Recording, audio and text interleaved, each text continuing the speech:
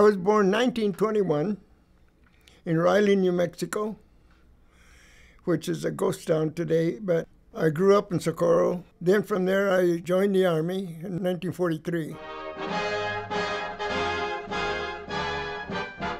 My dad's name is Jose Maria Baldonado. He was in the infantry in the 26th Division, which is a Rainbow Division. He didn't want me to join Navy, Army, and Marines, and nothing. He wouldn't let me. He says, "You're not going to go on a picnic," he says.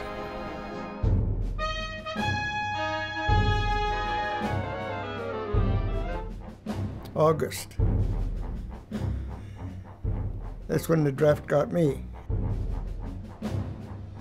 I was only a few days before my 21st birthday, which they allowed it, I guess. From there, I went straight into Fort Bliss.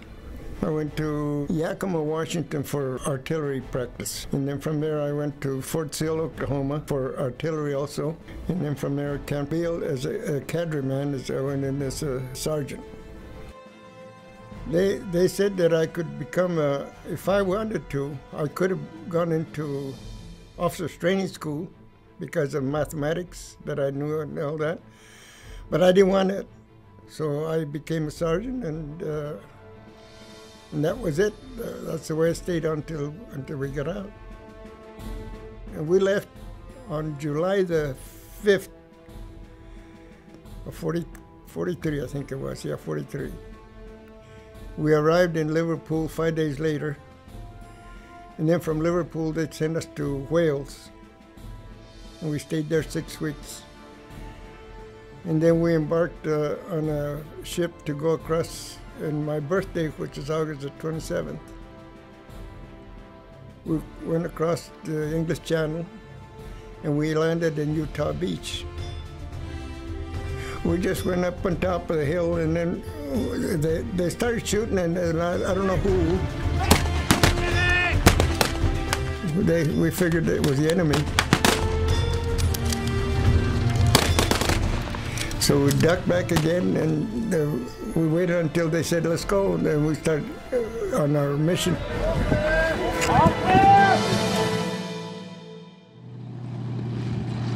About this time, Patton got a hold of the outfit. We knew that he was around, but everybody knew. We were backing up the 4th Armored Division.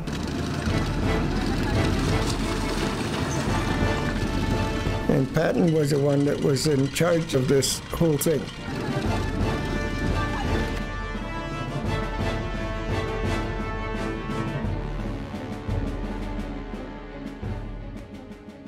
We started going east toward Berlin. We stopped at St. Lo. We got shot at there too, but nobody got hurt. Then from the St. Lo, we went to Metz. Then in Metz, they made us go forward because we were going to the Battle of the Bulge. It took us 24 hours to get to position to fire. The big thing that really gets into me is the cold.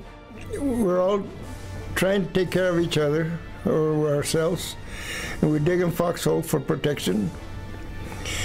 And my friend and I he was digging a foxhole because he was a private, anyway. Well, we were digging the foxhole, we started getting shelled 88s from German artillery.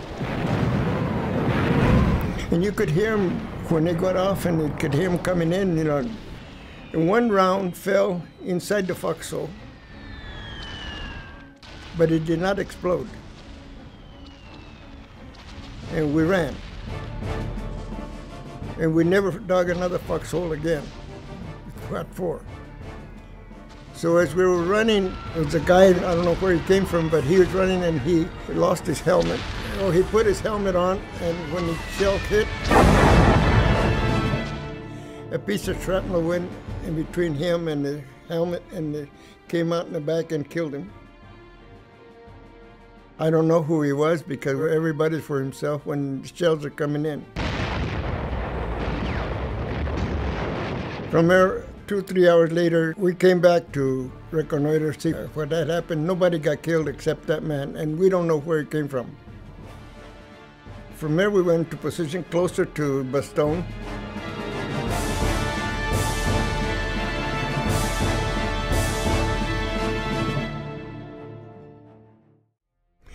Well, we were far away. We were 10 miles away from Bastogne, and we shot our guns to quell the army from Germany. We were pretty accurate in our mission. We had a lot to do with capturing towns because of that.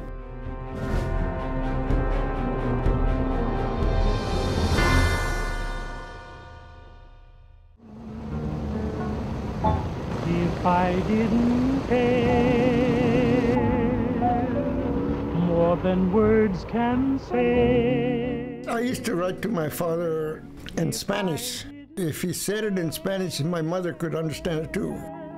I would write it to him and tell him what was happening. One time, we had been playing softball out in the field. We didn't have anything to do. This was in first part of November. Everything's been quiet. We've got nothing, write letters and play ball.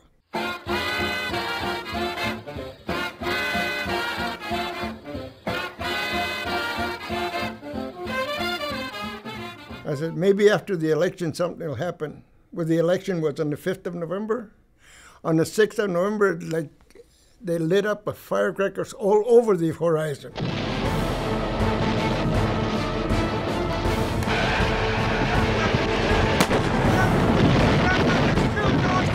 Everything was coming apart. I mean, I don't know what they were shooting at, but everybody was shooting. The only ones that knew about what they were shooting at were the ones in Fire Direction Center. We just got the message from there, shoot this, shoot that, or whatever, and then we'd do that. My buddy and I, well, when this shelling was happening, after it was quiet down a little bit, we decided we better go to bed because it's just dark and you don't turn on lights or nothing, when you're out there. And it was so cold. It was like about 15 or 20 degrees. It was real cold. You couldn't stop shaking.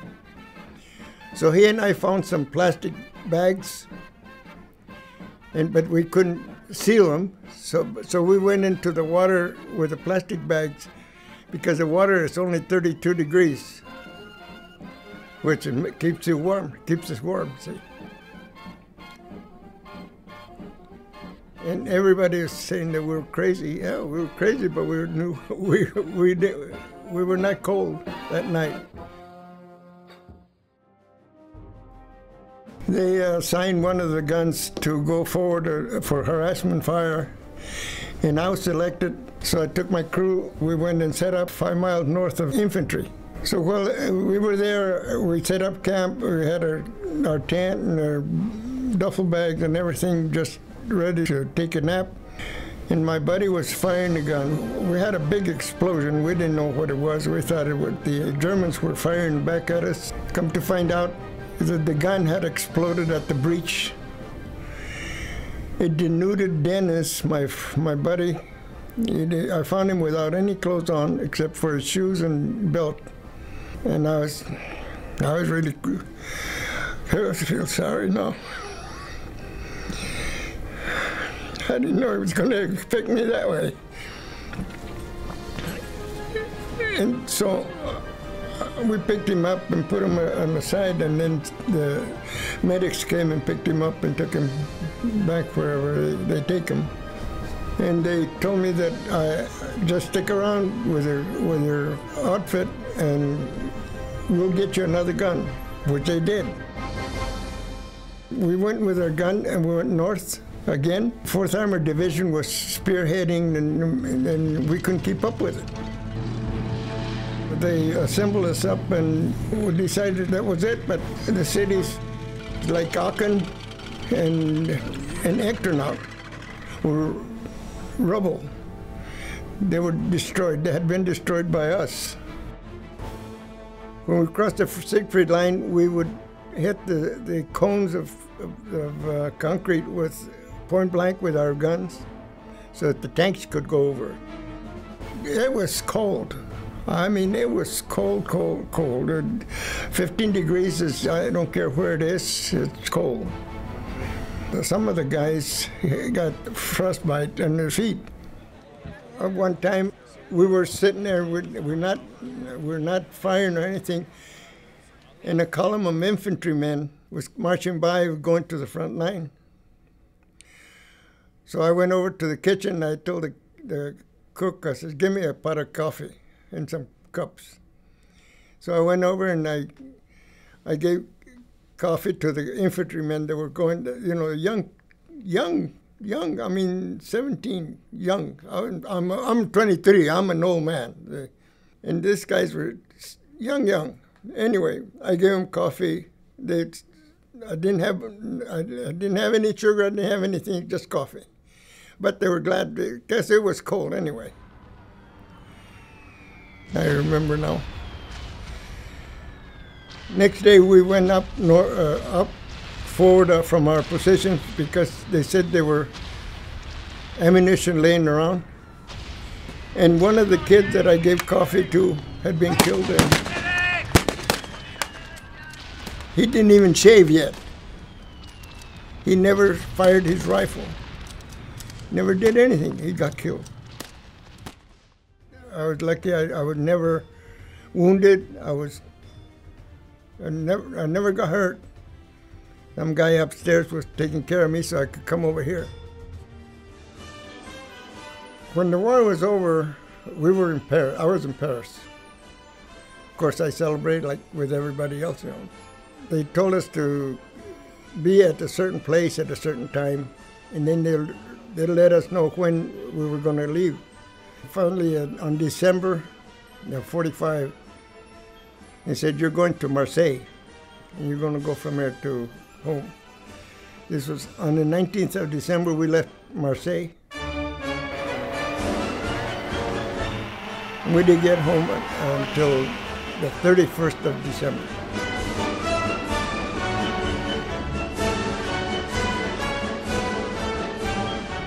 And then I hit the Times Square on New Year's Eve. They didn't have the ball yet. In 1946, they didn't have the ball yet. It was so cold. It reminded me of when I was over there. I'm not a hero of any sort, but I was real gung-ho. Still today, I hear the Spangled Banner. You know, I stop. Another thing, if I hear taps, I cry. I try to instill on my kids what it is to prepare yourself. I don't know how else I'm going to do this, but I would like to get all of them together and talk to them exactly how I feel about this. The family, the service, what I went through. I want my kids to remember that at least I was trying to be fair with them in every way I can. Try to give them things that I didn't have. I try to tell them that the schooling is the most important thing there is. I try to be good to them.